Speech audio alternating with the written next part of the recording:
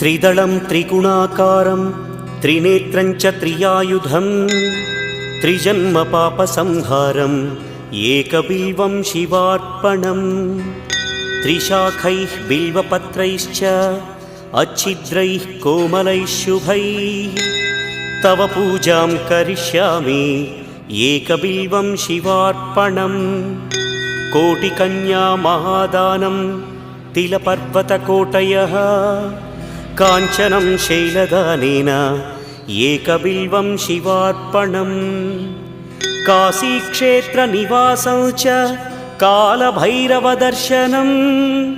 प्रयागे माधवं दृष्ट्वा एकबिल्वं शिवार्पणम् इन्दुवारे व्रतं स्थित्वा निराहारो महेश्वर नक्तं हौष्यामि देवेश एकबिल्वम्